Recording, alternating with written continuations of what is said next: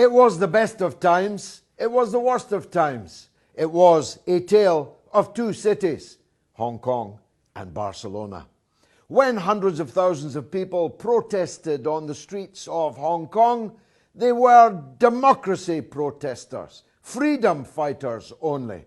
Thousands of Western journalists flocked thousands of miles all the way to Hong Kong to tell us as much as the shoe size and all the family details of the leaders of the Hong Kong protests. The blatant bias in favour of the Hong Kong protesters can be compared and contrasted to the reaction of the Western media and the virtual total silence of Western politicians when it comes to the hundreds of thousands of people in Catalonia protesting about a century, 100 years of prison time for 9 democratically elected Catalan politicians for the grave crime of organising an unofficial referendum.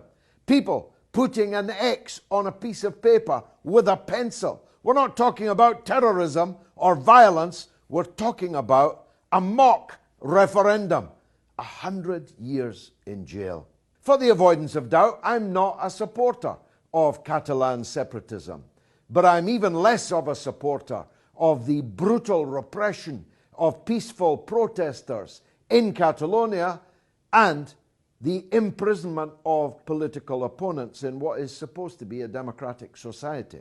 The British media, British political class, has been absolutely silent about the outrages taking place every day in Barcelona, in Catalonia. The European Union, that great fortress of freedom and democracy, is struck dumb by what's happening in one of its most important member states. Whilst the entire world has striven might and main to turn the Hong Kong protests into a ramp against China. And the reasons are obvious. They want to weaken China. Any subject will do, from the Dalai Lama through the Muslim question in Xinjiang, through Falun Gong, anything that they can find to divide and weaken China and slow its progress. If ever there was an example of the blatant way in which Western media acted as a tool for Western foreign policy, it's in the comparison of this tale of two cities. These people have the gall to denounce other broadcasters as state broadcasters, as biased broadcasters, when they themselves have become, if they were not always so, merely a weapon in the hands of the ruling elites in their own societies. What we have is what Dr. Johnson called the grimmest dictatorship of them all, the dictatorship of the prevailing orthodoxy.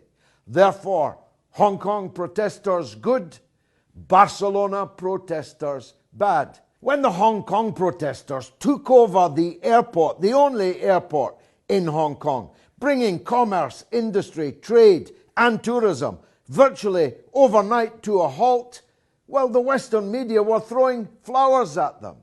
And the Hong Kong police not only did not respond with violence, but were met with violence from the protesters. But still the politicians and the media supported the hijacking of the national airport in Hong Kong. When the protesters in Barcelona marched on the Barcelona airport, they were met with a wave of brutality by the Spanish security forces, and the media had nothing, absolutely nothing to say about it. And as for the yellow vests in France, don't get me started. They don't even exist. Dozens of people have had their eyeballs shot out. 10 people have lost their hands in the hail of rubber bullets, truncheons, CS gas, and the frankly unparalleled ferocity of the French CRS anti-riot police. A tale of two cities, it could be a tale of 3 cities or more. The point is, George Orwell, you should be alive this day to see what's happening in the 1984 that 2019 has become.